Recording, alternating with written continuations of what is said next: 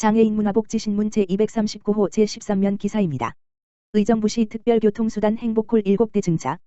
의정부시 시장 안병용은 교통약자의 이동 편의와 운행의 안정성 확보를 위해 특별교통수단 행복콜 차량을 7대 증차했다.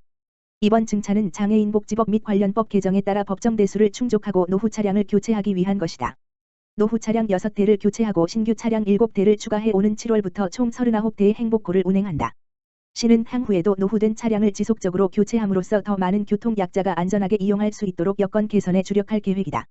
지난해 7월 장애인 등급제 폐지에 따라 행복콜 이용 대상자는 기존 장애 등급 1, 2등급에 한정되어 있던 대상자가 보행상의 장애인으로서 장애의 정도가 심한 장애인으로 확대되었으며 이동지원센터 행복콜 대표 전화 826-2515로 신청하면 이용할 수 있다. 자세한 안내사항은 의정부시 시설관리공단 이동지원센터 홈페이지 www.cgol.or.kr/oehappy에서 확인 가능하다.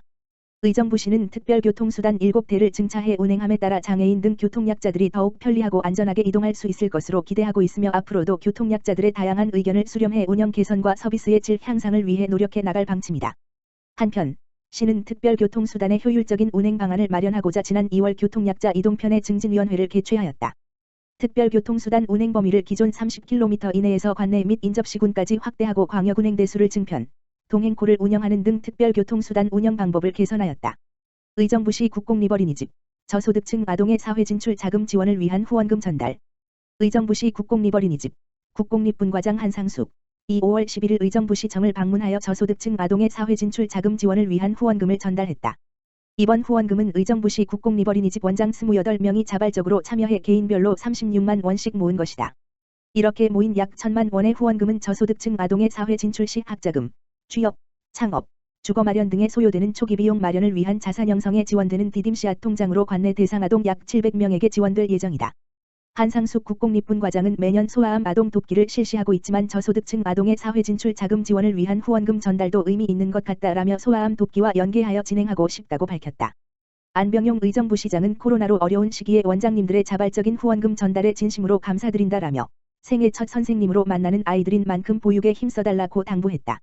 한편 국공리버리니집 분과에서는 2012년도부터 소아암 아동을 위한 바자회를 개최하여 수익금 전체를 후원하고 있으며 2017년도 800만 원, 2018년도 800만 원, 2019년도 1200만 원의 성금을 전달한 바 있다. 의정부시 전기자동차 구매 지원 확대. 의정부시 시장 안병용은 대기 환경 개선을 위해 전기자동차 구매 지원 사업을 확대 시행하고 있다. 지원 사업 규모는 전기자동차, 승용, 초소형, 배가 흔 7대이며 차량 성능과 대기 환경 개선 효과 등에 따라 차종별로 구매 보조금이 차등 지원된다. 대당 최대 지원 금액은 전기 승용차 1,320만 원, 초소형 전기차 650만 원이다.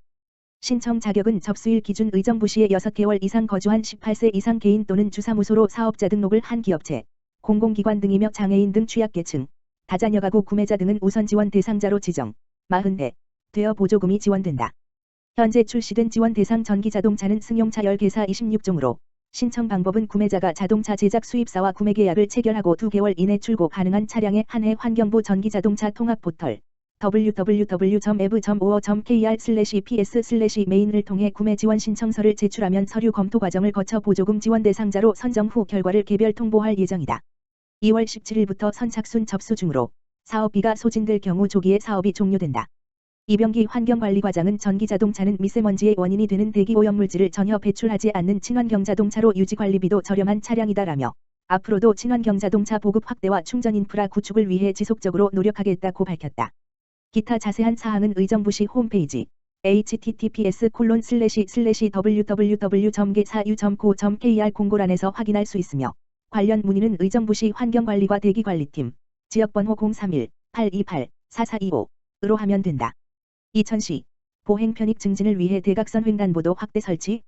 이천시 시장 엄태준은 보행자의 권익 증진은 물론 보행 안전과 편의를 증진하고자 편리하고 안전한 보행 환경 조성 계획을 수립 중이며 특히 보행 밀집 지역 및 학교 주변을 포함한 대각선 횡단보도를 전면적으로 확대 추진한다고 밝혔다.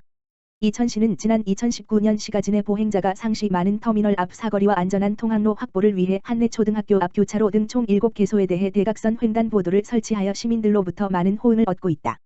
이는 시민들의 보행자 통행이 많은 도심 교차로에서의 차량 통행 위주의 직선 횡단보도로 인한 보행자 대기 시간이 늘어나면서 이에 따른 시민들의 불편이 늘어나고 있기 때문이다. 대각선 횡단보도는 보행 전용 신호를 따로 제공해 차량 신호등이 전 방향에 대해 모두 적색으로 켜지는 동안 보행자가 가고 싶은 직선 또는 대각선 방향을 선택해 횡단할 수 있는 보행자 우선 횡단 방식이다. 보행자는 현행 90, 120, 150초 주기 신호 체계에서 교차로를 대각선으로 가기 위해 2번의 신호 주기를 기다려야 하지만 대각선 횡단보도가 설치되면 단 한 번에 건널 수 있어 신호 대기 시간을 절반 이하로 줄일 수 있다. 일단 대각선 횡단보도에서 보행자의 통행이 진행될 경우 이 구간을 통행하는 차량들은 전면 정지해야 하기 때문에 무단 횡단에 따른 교통사고를 예방할 수 있는 장점이 있다. 하지만 신호 현시 수 증가에 따른 차량 지체 증가와 교통량이 많을 경우 교차로 처리 용량 감소 및 신호 연동 단절의 단점이 있어 경찰청은 대각선 폭 30m 이내 및 보행량이 현저히 많고 교통량이 상대적으로 적은 보행 밀집 지역에 설치하는 것을 권장하고 있다. 이천시는 바뀌어가는 보행자 중심의 교통 패러다임에 맞추어 보행자의 권익 신장과 안전을 위해 편리한 대각선 횡단보도를 최대한 확대 설치하고자 관내 457개 신호교차로에 대해 타당성 조사를 진행하였으며 이천경찰서 교통안전시설 심의를 거쳐 갈산주 공사거리, 안흥초등학교 등 최종 9개소에 대하여 확대 설치를 6월 내 완료한다고 밝혔다. 아울러 시 관계자는 시의 방침대로 최대한 많은 교차로를 대상으로 설치하고자 하였으나 보행 밀집 지역에 제한적으로 설치하는 점에 대하여 시민 여러분의 적극적인 협조와 양해를 당부하였고 설치가 마무리되면 안전하고 편리한 보행 환경 개선을 통해 주민 불편 사항이 크게 해소될 것이라고 전하였다. 파주시 정신장애인 가족 지원 활동가 양성 교육 실시. 파주시 정신건강복지센터에서는 5월 11일부터 매주 월요일 총 4주 8시간 간 정신장애인 가족을 대상으로 가족 지원 활동가 양성 교육을 실시한다고 밝혔다. 가족 지원 활동은 정신질환자의 가족이 교육을 통해 당사자와 그들의 가족을 지지하고 심리적 회복을 돕기 위한 활동 분야다.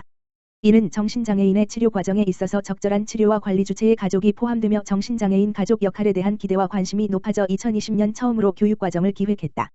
가족 지원 활동가 양성교육 이수자는 정신장애인 대면평가 동행, 프로그램 활동 지원, 주거복지사업 활동 지원 등 재활활동에 적극 참여함으로써 정신장애인 회복에 긍정적인 도움을 줄 것으로 기대하고 있다.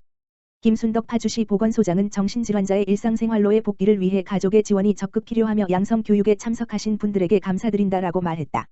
파주시 정신건강복지센터는 정신장애인을 대상으로 한 다양한 정신건강 서비스를 제공하고 있으며 문의는 파주시 정신건강복지센터 다만 전화기 지역번호 031-942-2117/ 파주시 조리읍 봉철로 68 파주건강증진센터 1층 홈페이지 www.패점인드.org로 하면 된다.